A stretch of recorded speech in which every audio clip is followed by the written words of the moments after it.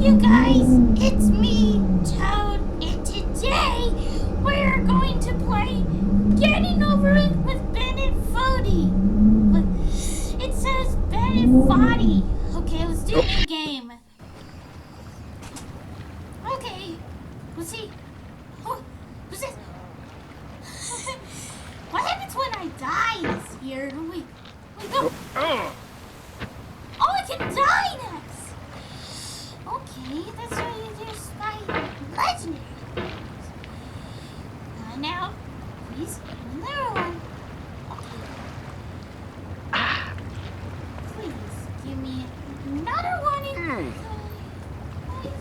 Shut the hell up for some reason. Please, give me another one. And if you get to fall down, you would fall and die here. Okay. There's no feeling more intense than starting over. Are you serious? If you deleted your homework the day before it was due, as I have, or if you left your wallet at home and you have to go back after spending an hour in the commute. Hold on a second. If you won some money at the casino and then put all your winnings on red but it came up black. If you got your best shirt dry cleaned before a wedding and then immediately dropped food on it. If you won an argument with a friend and then later discovered that they just returned to their original view. Starting over is harder than starting up. If you're not ready for that, like if you've already had a bad day, then what you're about to go through might be too much. Feel free to go away and come back. I'll be here. Okay, let's see into the house. All right. Thanks for coming with me on this trip. I'll understand if you have to take a break at any point. Just find a safe place to stop and quit the game. Don't worry, I'll save your progress, always. Even your mistakes. Okay, let's get this over with. This game is a homage to a free game that came out in 2002, titled Sexy Hiking. The author of that game was Jazuo, a mysterious Czech designer who was known at the time as the father of B games. And B games are rough assemblages of found objects. Designers slap them together very quickly and freely, and they're often too rough and unfriendly to gain much of a following. They're built more for the joy of building them than as polished products. In a certain way, Sexy Hiking is the perfect embodiment of a B game. It's built almost entirely out of found and recycled parts, and it's one of the most unusual and unfriendly games of its time. In it, your task is simply to drag yourself up a mountain with a hammer. And that act of climbing, in the digital world or in real life, has certain essential properties that give the game its flavor. No amount of forward progress is guaranteed. Some cliffs are too sheer or too slippery. And the player is constantly, unremittingly in danger of falling and losing everything. Another one.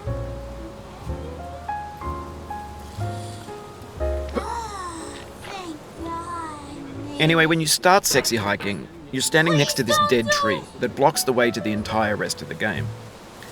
It might take you an hour to get over that tree, and a lot of people never got past it. You prod and you poke at it, exploring the limits of your reach and your strength, trying to find a way up and over. And there's a sense of truth in that lack of compromise. Most obstacles in video game worlds are fake.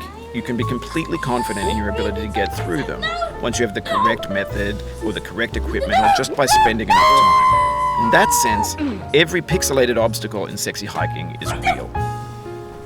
Please shut up! The obstacles in Sexy Hiking are unyielding, and that makes the game uniquely frustrating. But I'm not sure Jazuo intended to make a frustrating game.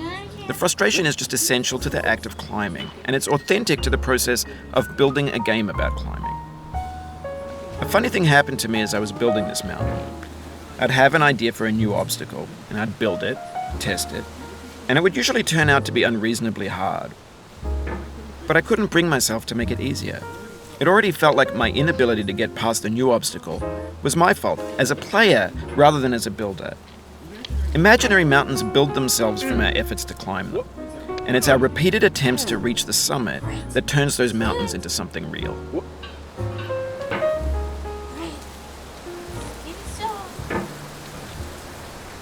When you're building a video game world, you're building with ideas. And that can be like working with quickset cement. You mold your ideas into a certain shape that can be played with, and in the process of playing with them, they begin to harden and set until they're immutable, like rock. And at that point, you can't change the world.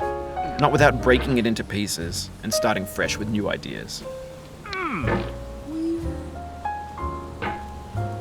Millhouse says, We're looking at you. Isn't this so funny? Alright. Made it.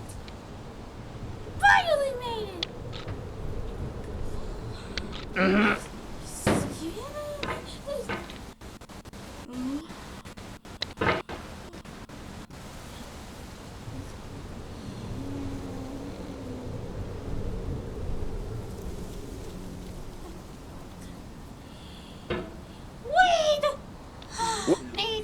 For years now, people have been predicting that games would soon be made out of prefabricated objects, bought in a store and assembled into a world. And for the most part, that hasn't happened, because the objects in the stores are trash. I don't mean they look bad or that they're badly made, although a lot of them are. I mean they're trash in the way that food becomes trash as soon as you put it in the sink. Things are made to be consumed and used in a certain context, and once the moment is gone, they transform into garbage. In the context of technology, those moments pass by in seconds. Over time, we've poured more and more refuse into this vast digital landfill that we call the internet. It now vastly outnumbers and outweighs the things that are fresh and untainted and unused.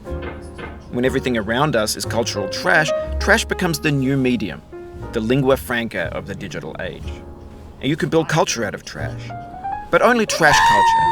B games, B movies, B music, B philosophy. No!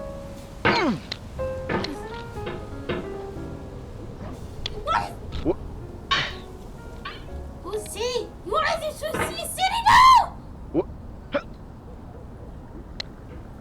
Oh my god!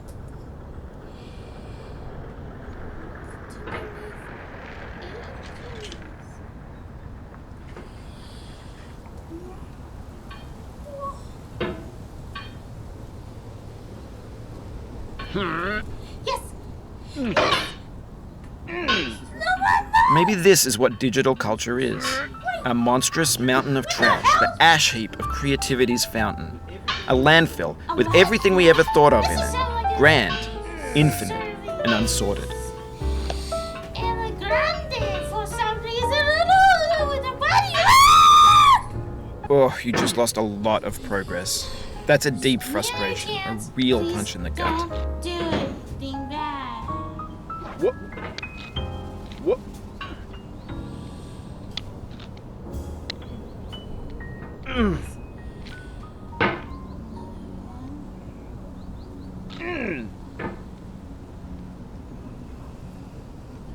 Don't believe it, Val. Get over it. Very fun.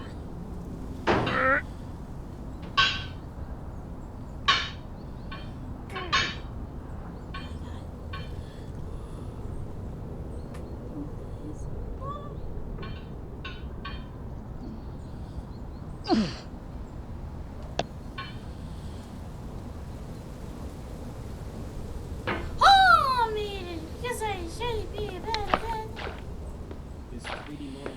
There's 3D models of breakfast. Gen X's fanfic novels, scan magazines, green screen Shia LaBeouf, banned snuff scenes on LiveLeak. Facebook's got lifelike bots with unbranded adverts and candid shots of Kanye and Taylor Swift mashups, car crash epic failed GIFs, Russian dashcam vids, discussions of McRibs, discarded, forgotten, unrecycled, muddled, rotten, untitled. Everything's fresh for about 6 seconds, until some newer thing beckons, and we hit refresh. And there's years of persevering, disappearing into the pile, out of style, out of sight.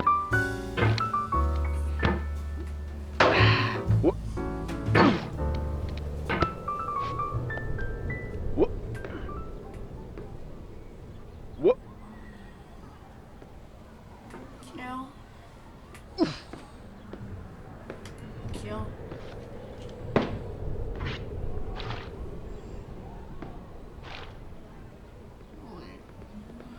Please, don't do